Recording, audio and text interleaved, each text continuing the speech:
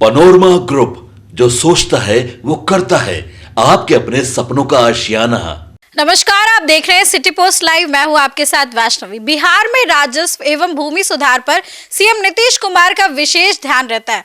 समय समय पर राजस्व और भूमि सुधार की कार्य प्रणाली में सुधार को लेकर के आवश्यक हस्तक्षेप भी करते हैं। अब उप मुख्यमंत्री विजय कुमार सिन्हा और विभाग के अधिकारियों के बीच में उपजे विवाद के बाद एक बार फिर से सीएम नीतीश कुमार पर सबकी नजरें टिकी है। अब कई सारे सवाल हैं। मेरे साथ senior journalist Shrikant Pratyush sir है। सर से हम पूछेंगे कि क्या सर सीएम नीतीश कुमार इस मामले में हस्तक्षेप करेंगे, इंटरफेयर करेंगे? देखिए, सीओ नाराज हैं डिप्टी सीएम से और उन्होंने पत्र लिखा है नीतीश कुमार को। और मुझे लगता है कि हस्तक्षेप क्या करेंगे, मतलब ऐसी कोई शिकायत नहीं है विजय कुमार सिन्हा के खिलाफ, जैसी शिकायत पहले के मंत्रियों के खिलाफ हुई थी। आरजेडी के साथ जब उनकी सरकार थी तो आलोक मेहता मंत्री थे, भूमि राजस्व मंत्री, और उन्होंने कई अधिकारियों का, सैकड़ों अधिकारियों का तबादला कर दिया था और शिकायत मिली थी कि पैसा लेकर तबादला किया गया है। नीतीश कुमार के यहाँ शिकायत पहुंची और उन्होंने एक्शन लिया। और भी कई मंत्रियों के खिलाफ वो एक्शन ले चुके हैं। लेकिन विजय सिन्हा के खिलाफ रिश्वत लेने का और पैसा लेकर तबादला करने का तो आरोप है नहीं। विजय सिन्हा लोगों की समस्याओं को लेकर चिंतित हैं और वो जनसंवाद कार्यक्रम आयोजित कर रहे हैं। उस जनसंवाद में वो सीओ को कहीं फटकार लगा दिया है, तो उसी को लेकर सीओ नाराज हैं कि भाई सार्वजनिक तौर पर सीओ को ऐसे फटकार नहीं लगानी चाहिए, इससे उनका मनोबल गिरेगा, उनकी छवि खराब होगी। तो हस्तक्षेप कर मिलकर के समझा सकते हैं कि भाई ठीक है, थोड़ा ध्यान रखिए, और जो करप्ट हैं, जो भ्रष्ट हैं, जो निकम्मे हैं, उनके खिलाफ पेपर पर कलम से कार्रवाई करिए, हड़काने के बजाय। उनकी भाषा से बहुत परेशान है सब। तो सब का अपना अपना तरीका है काम करने का और उनका वही अंदाज है, लेकिन उनकी मंशा तो गलत नहीं है। उनकी मंशा यही है ना कि लोगों की समस्याएं दूर हों, भूमि और राजस्व से जुड़े हुए मामले का निपटारा हो। तो मंशा तो उनकी ठीक है और आप देखिएगा कि आम जनता उनके साथ खड़ी है। लेकिन अब सीओ नाराज हैं, तो सीओ नाराज हैं और सीओ के बिना काम भी नहीं चल सकता है। तो सीओ की नाराजगी को ध्यान में रखते हुए उनके साथ मंत्री बैठकर बातचीत कर सकते हैं, बीच का कोई रास्ता निकल सकता है। लेकिन अब मंत्री तो जनसंवाद का कार्यक्रम आयोजित कर रहे हैं, उस पर कोई सवाल उठाने से उनके खिलाफ कार्रवाई हो जाएगी, ऐसा थोड़े होता है। कोई कार्रवाई नहीं होगी। और बिहार में राजस्व भूमि सुधार एक ऐसा विभाग रहा है जहाँ सबसे ज़्यादा हस्तक्षेप मुख्यमंत्री नीतीश कुमार करते रहते हैं, और इसलिए आपके ध्यान में सवाल आया।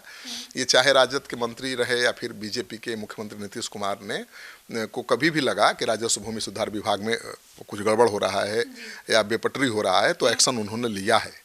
और मुख्यमंत्री नीतीश कुमार विभाग को पटरी पर लाने या बदनामी से बचाने के लिए डंडा भी चलाते रहे हैं।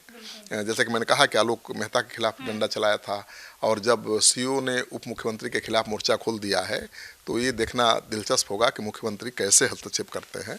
हो सकता है कि डिप्टी सीएम से वो बात करें, लेकिन उनके खिलाफ कोई कार्रवाई की बात मेरी समझ में नहीं आ रही। सर, अधिकारियों के ट्रांसफर को लेकर भी इंटरफेयर कर सकते हैं? हाँ, तो ऐसा तो अभी उन्होंने, विजय सिन्हा ने कोई रैकेट नहीं चलाया है। विजय सिन्हा जब भी मंत्री रहे कभी उन पर बेईमानी का आरोप तो नहीं लगा है, ये तो उनका मेरिट है। और यहाँ तक कहा जाता है कि निर्माण कंपनियों के खिलाफ ज़्यादा कड़ा रुख अपनाया तो उनका विभाग बदल गया। लेकिन अब मुझे नहीं लगता कि अब विजय सिन्हा का विभाग बदल पाएगा। विजय सिन्हा बहुत मजबूत नेता के रूप में उभरे हैं। और स्थानांतरण को लेकर जब मोटी कमाई की शिकायत नीतीश कुमार तक पहुंचती है तो कार्रवाई करते हैं, और नीतीश कुमार ने ऐसी व्यवस्था बना दी थी कि जून महीने में तमाम विभागों के अधिकारियों का स्थानांतरण पदस्थापन किया जाएगा, और यह कार्य मंत्री के स्तर से ही किया जाएगा। सभी विभागों के लिए गाइडलाइन भी उन्होंने बना दिया था, और 3 साल से एक ही जगह पर पदस्थापित सरकारी सेवकों को ही इधर से उधर करना था नियमावली के अनुसार।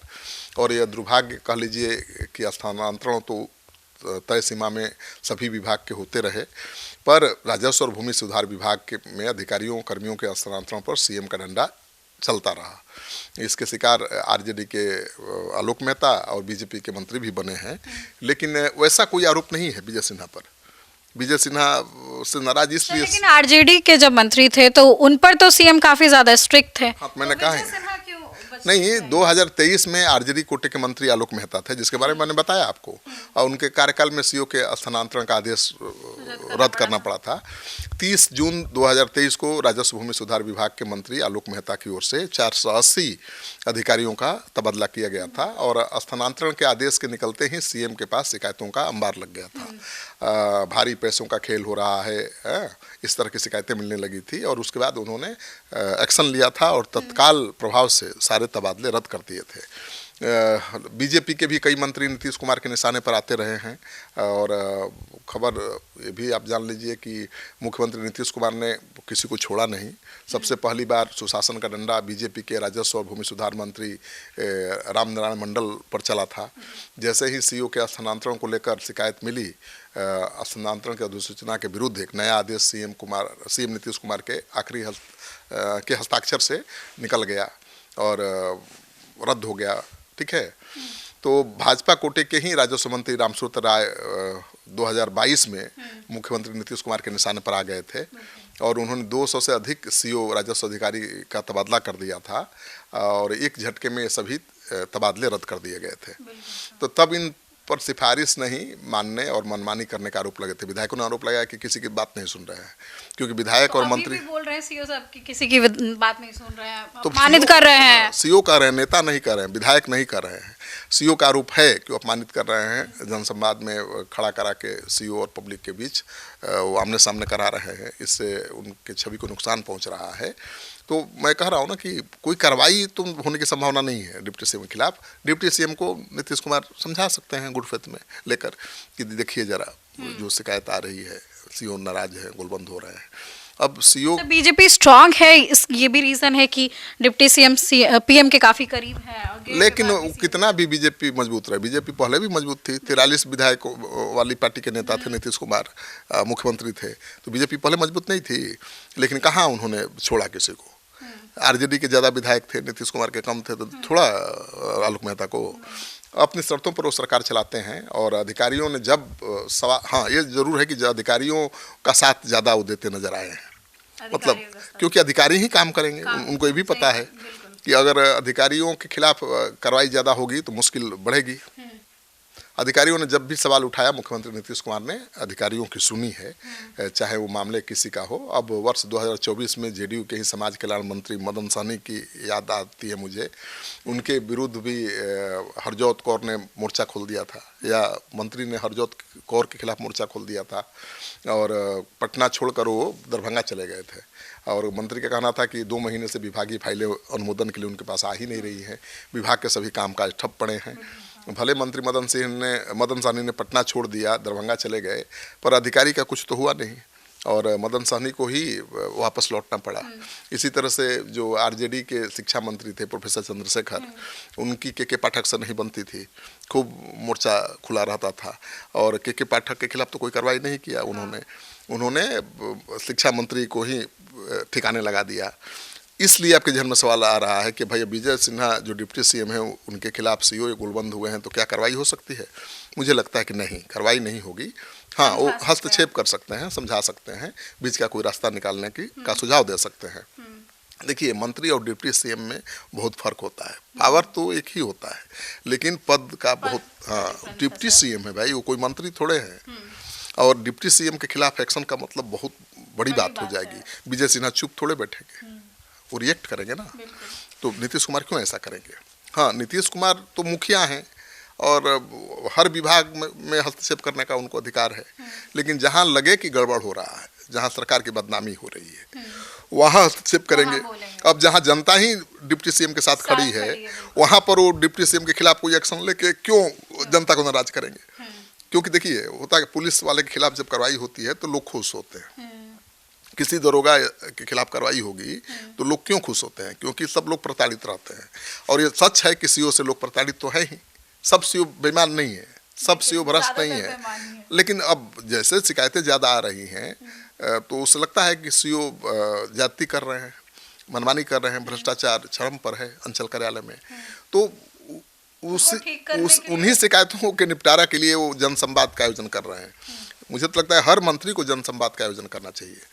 और सीओ ये भी सवाल उठा रहे हैं कि भाई हमारे ही खिलाफ क्यों, हमारे ही साथ ऐसा क्यों हो रहा है, दरोगा और एसपी के खिलाफ क्यों नहीं होता है। तो मैं कहूँगा कि गृह मंत्री को भी इसी तरह का जनसंवाद कार्यक्रम आयोजित करना चाहिए, जहाँ पर जिले का एसपी हो, डीएसपी हो, थानेदार हो, और हाँ लगना चाहिए, क्यों नहीं लगना चाहिए। केवल सीओ को ही क्यों फटकार लगनी चाहिए, एसपी और डीएसपी और थानेदार को क्यों नहीं लगना चाहिए। तो इस तरह के जनसंवाद से जनता की समस्याओं का त्वरित निदान मिलता है और जनता का कॉन्फिडेंस बढ़ता है व्यवस्था पर।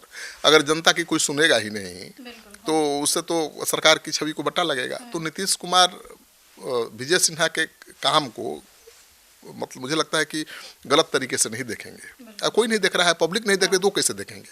हाँ, उनका तरीका कुछ अलग हो सकता है जिसको लेकर के सीओ में नाराजगी है। हाँ, स्ट्रिक्ट हैं, दबंग भी हैं, और दबंगई भी दिखा रहे हैं, सख्ती भी दिखा रहे हैं। तो किस लिए दिखा रहे हैं? वो तो नहीं कह रहे हैं कि ये काम गलत काम कर दो, हम मंत्री हैं, डिप्टी सीएम हैं। वो कह रहे हैं कि जनता को परेशान मत करो, जनता की शिकायतों का निपटारा करो। इसलिए डिप्टी सीएम के खिलाफ जनमानस नहीं है, सीओ है, इसलिए उनके खिलाफ कोई कार्रवाई की बात सोच भी नहीं सकता। देखिए, जिस तरीके से डिप्टी सीएम विजय सिन्हा और सीओ के बीच में तनातनी का माहौल चल रहा है, लेकिन यही बात साफ है कि मुख्यमंत्री नीतीश कुमार जो है कोई स्ट्रिक्ट एक्शन उन पर तो नहीं लेंगे। समझा बुझाकर बातचीत हो सकती है, लेकिन विजय सिन्हा ने साफ कहा है कि जो भी गलत करेगा मैं उसके खिलाफ कार्रवाई करूंगा, किसी के दबाव में मैं काम नहीं करता हूं। फिलहाल इस खबर में बस इतना ही। डिप्टी सीएम विजय सिन्हा के एक्शन को लेकर के आप क्या सोचते हैं, कॉमेंट सेक्शन में जरूर शेयर करें और देखते रहे सिटी पोस्ट लाइव।